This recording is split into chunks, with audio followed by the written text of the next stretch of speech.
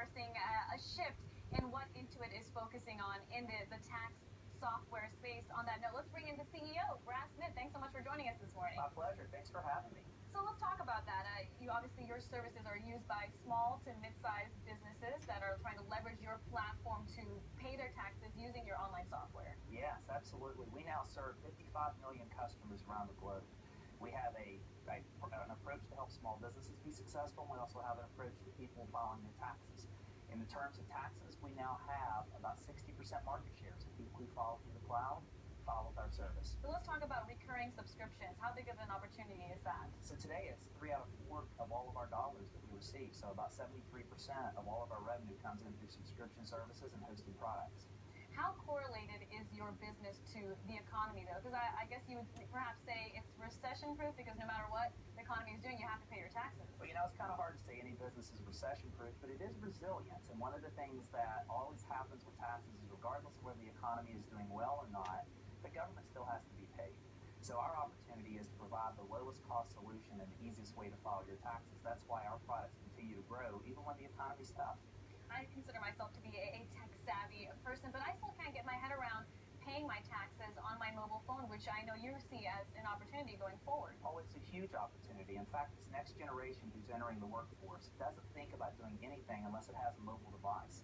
And so what we've learned to do is use the capabilities in the phone, like the ability to take a picture of your W-2, so your actual employment form, then have the computer read the material, fill out your tax return for you, and a couple of questions, your taxes are done. But there must be some inefficiency there. If you don't take the right picture or if it's blurry, then you have to go back.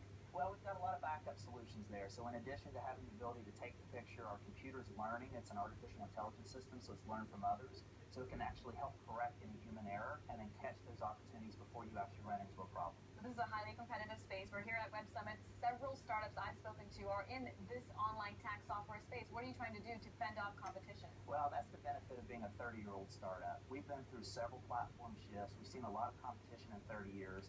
Competition makes the entire market better and keeps us on our toes. But I'm pretty confident that our solutions and the way that our engineers look at things will continue to have us in a market leadership position. Are you here to make any acquisitions? Are you here to look at prospective deals or partnerships with entrepreneurs here at Web Summit? The answer is all the above. We're always looking at opportunities. Many of these people here today are partners of ours. Many of these players today are competitors in our space, and it's always a great opportunity for us to learn and to embrace the new ideas. Oh, come on. But let's get into the nitty-gritty. Are there actual companies, though, that you perhaps would evaluate as a good buying opportunity? I always have my eye open. We have a very strong balance sheet. We did 10 acquisitions in the last 12 months. We love opportunities that accelerate our technology and our talent. And so if there's something here that strikes our fancy, I wouldn't be surprised if I'm talking to you again soon and talking about it. One of the big themes here has been cloud computing. Yeah. Companies like Amazon, IBM, Microsoft are all looking for ways to strengthen their cloud computing business. And also that's an important part of Intuit's growth strategy as well. It is. In fact, particularly if you look at our small business segment, so the consumer business has already moved to the cloud. In 2005, 1 out of 2 individuals filed their taxes through the cloud. Now it's 3 out of 4. Small business just hit that tipping point in the last 90 days. For the first time in our company's history, more small businesses selected the cloud-based version of small business accounting than the desktop. So we've seen this tipping point before. From this point forward, it's a hockey stick, and so we are all in terms of cloud computing for small businesses.